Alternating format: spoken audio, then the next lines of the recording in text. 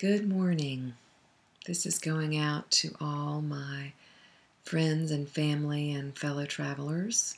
And I'm Julie.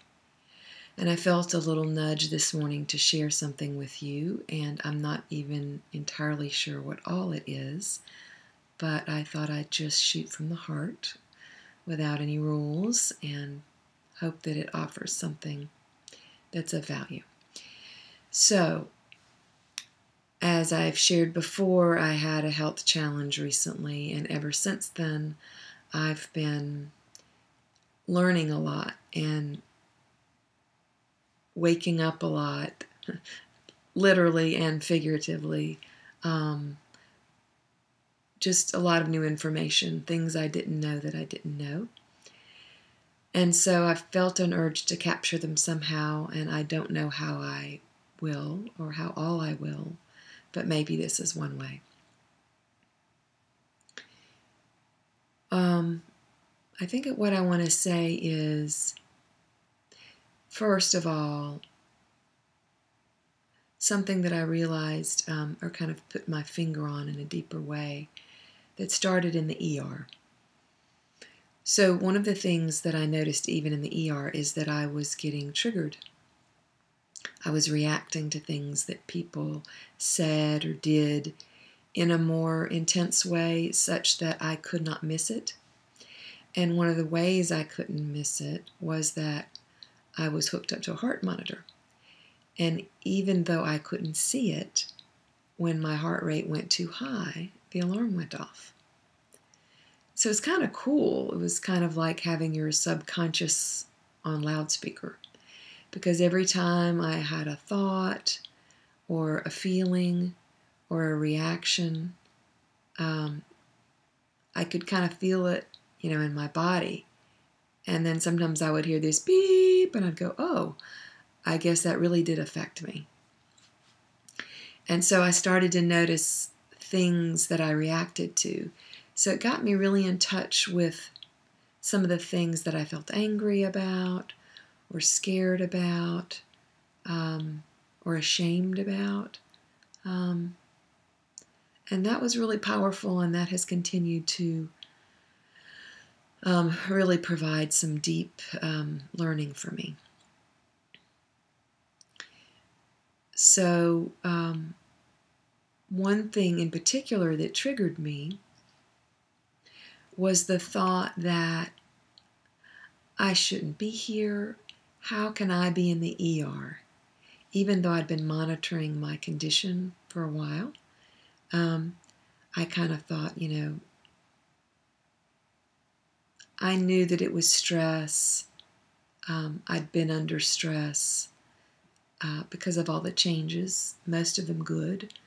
I had not been caring for myself as deeply as I normally do, when really I should have been caring for myself more deeply, because when you experience stress, you need more healing. And I kind of thought, there's other things that are really important to me. I want to make sure my family is okay with this move. I want us to have a good summer. I don't want to focus too much on me right now. So I was willing to make that sacrifice. I knew it was costing me something, but I didn't know how much. And then, so I didn't last until the school started, until things normalized and I could resume my normal patterns or do the deep work that I needed to do. And so I noticed in the ER I was having this sense of shame, like, how could I let this happen? I'm a nurse. I'm a health coach. I have all this training. This shouldn't be. I should be ashamed. I should know better. I'm a fraud. I'm, all of that. That not enough conversation that takes lots of different shapes. And so what I want to say is that as I noticed these things and as my heart reacted, or I heard it react, I was able to say to my husband, I need to hear X or Y.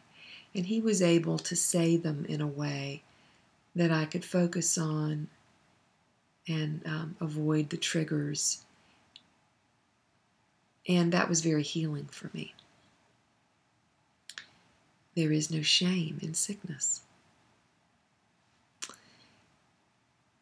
And this has also led me to another awareness that a lot of times we become the victim. Now, I know that many people experience horrible things that I can't even imagine. And I don't want to diminish those in any way. The horrible experiences that can traumatize people, that can wound people, those are very real. But I think all of us at some point, after we've experienced a trauma, have a choice about whether we're going to be ill or whether we're going to be well. That's not to say we don't have a trauma, we don't have a wound, we don't have an illness that needs healing. But I want to distinguish between being ill and being well, and having good health or having a sickness. To me, they're different. And so I want to speak a little bit about that because for me, those distinctions have really been empowering. So I want to say a word about language because to some folks, I know this is just semantics. But I really love language. My mom is a writer and she was an English teacher, and I've always loved books. And I have always been inspired by the way that words can transport you and inspire you and move you. And later in life, I learned a little bit more about that, about why words have that power. When I did a course probably a little bit more than 20 years ago, called the Landmark Forum, and this is in fact where I met my dear husband John. And in that work, I really learned that you're speaking, whether you're speaking silently to yourself or whether you're speaking to another person, that your words create your experience. Your words become your story, and that story becomes your perspective, your window to the world, if you will. And there's a lot more that I could say about it, and I'm not asking you to believe that what I say is truth. It feels true for me, and so I offer it for your consideration if it's helpful. So I'm particular about words. To the best of my ability, I try to choose words that align with my values. And one of my important values is that people feel powerful, that people be empowered to let their light shine, to offer their gifts, to flourish, to be their best selves. And so speaking in a powerful way is important to me, and that's what I want to speak to now. Sometimes we think that there is some comfort in being a victim. And we talk about being a victim because people go through things that are horrible and inconceivable and wrong. And we want to honor that. And so we say they're a victim of abuse, or they're a victim of an illness, or they're a victim of a tragedy. And that can be true, that people can be a victim in a moment, or they can become a victim for a long time, because it is a way of being. And when people continue to be a victim after they've experienced something horrible, it gives them a particular experience of life. And my experience of being a victim is that it's not powerful and that it's not healing. And I don't want to make anyone else wrong, because that's each and every person's choice. But what I know for myself is that I don't aspire to be a victim. And that when I experience something that feels wrong or abusive or uncomfortable or tragic, I see that as a wounding and something that I can learn from.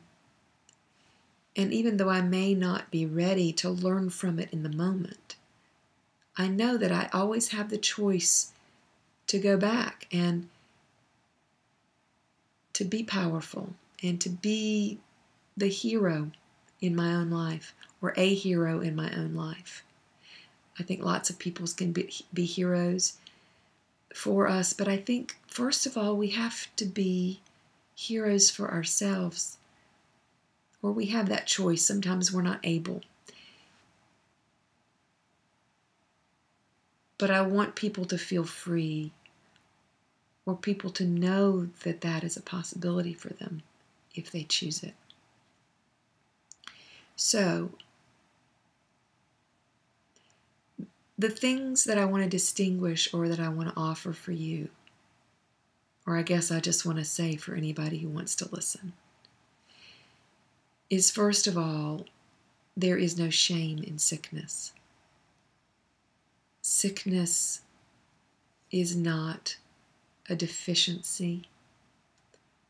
It's not because you're not enough or we're not enough. It's because something got wounded that needs healing. And you have an opportunity, we all have an opportunity, to be a hero for ourselves, to be a healer for ourselves, and to determine, distinguish, seek out what we need for our own healing.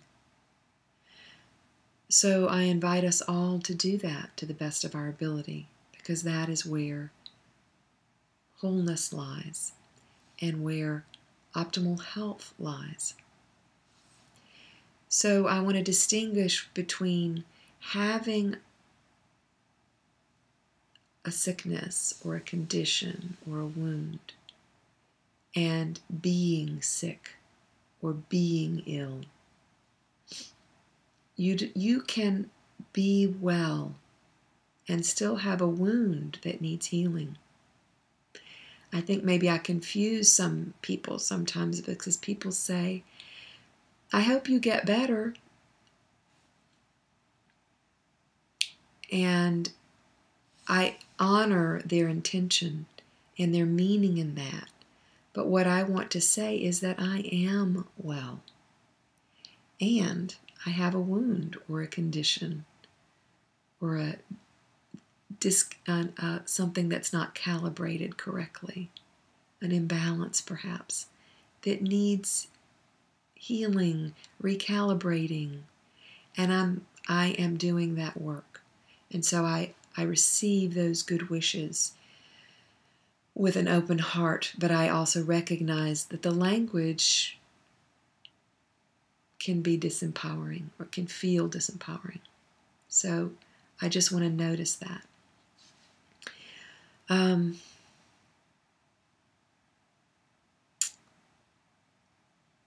Let's see if there's anything else I want to say. I think the main things are that, first of all, you don't have to feel shame about having a condition. That wellness and being fit are not the same thing. Someone could be ill and still be in peak physical condition, just as someone could be ill-mannered or ill-tempered, or an idea could be ill-conceived. It comes from a place of illness rather than wellness. And you can also be well and have a condition that needs healing. They're two different conversations. The illness-wellness continuum and the sickness-health continuum. One is a way of being, and one is a condition. That's my experience that I offer. The other thing that I want to say is that you get to choose which end of the continuum that you want to focus on, which end of the continuum you want to honor. So I invite you to choose in a way that leaves you feeling powerful and that heals you, if you wish. And finally, I want to say that you don't have to ask permission. You know what you need, and you can ask for what you need and own your power. You don't have to ask permission to own your power. Your power is yours to hold on to or to give away. So I invite you to choose power and to choose healing, to choose life, and to flourish. Thank you for listening and for sharing my journey. May you be well.